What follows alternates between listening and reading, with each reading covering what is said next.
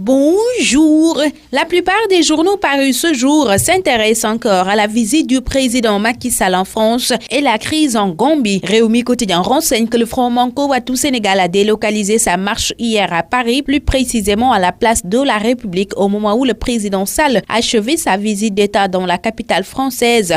Du côté du pouvoir, tout a été mis en œuvre pour que la communication politique soit une réussite en mettant en exergue les fruits de la visite. Du côté de l'opposition, rien n'a été négligé pour démontrer que le Sénégal va mal. Un prêt de 100 millions d'euros pour réaliser le TER, quelques 7 contrats signés. Voilà en gros ce qui devra être la moisson d'une visite d'État pour un président Macky Sall qui sera même fait docteur honoris causa par le Conservatoire français des arts en métier. Dans l'entourage du président, où on affiche un satisfait mal dissimulé, rehaussé par ce qui apparaît comme une onction française de la politique ainsi menée par le président Sall. Soutient Hassan Samb dans la rubrique Au-delà des faits, à lire à la page 4 de Réumi Quotidien. À la page 5 de ce journal, le patron de Bokk Gis Gis sur le séjour de Macky en France soutient que ce n'est pas une visite d'État, mais une convocation. L'opposition crache du feu sur Macky à Paris, titre Walf Quotidien, qui revient sur la manifestation tenue à la place de la République. Après Karim et Habré, il vient de livrer le Sénégal à la France, soutiennent les opposants dans ce journal. L'Observateur revient largement sur l'avant-dernier jour de la visite d'État du président en France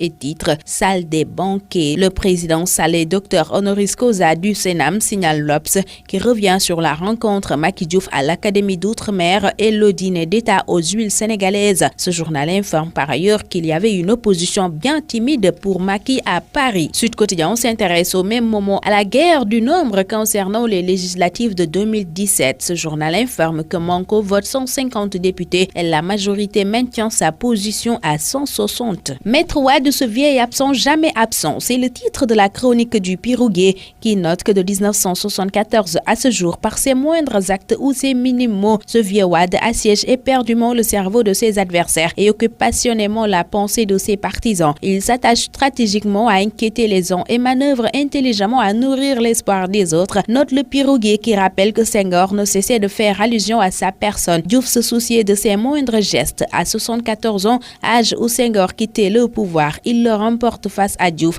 avant de le perdre face à un de ses produits politiques qui a refusé de fléchir devant sa volonté mobutesque de transmettre le pouvoir à son fils. Le vieil homme a aujourd'hui 90 ans, d'autres disent plus, ayant perdu le pouvoir et se retrouvant avec un parti qui ne dispose plus de meneur de foule, encore moins d'un traceur de destin. Il continue son jeu, promettant la mort anticipée à ceux qui épient son extinction et empêchant son successeur Macky Sall de dormir tranquille. La suite de la chronique du Pirogué est à lire dans les colonnes de Réumi Quotidien, précisément à la page 4. À la page d'en face, l'on rapporte la réplique de Jammeh à la communauté internationale. Je suis prêt à mourir. Dans un discours long de près d'une heure, le président gambien sortant Yahya Jammeh a fait une déclaration répondant à la communauté internationale, notamment la CEDEAO qui avait menacé de recourir à la force s'il ne rendait pas le pouvoir en janvier. Notre Réumi Quotidien qui nous fait part du 3e avertissement de l'ONU à Yahya. L'ONU accuse Jammeh, titre enquête qui révèle que le Conseil de sécurité a ordonné le transfert du pouvoir au président élu Adama Barrow le 19 janvier 2017 au plus tard, conformément à la constitution gambienne.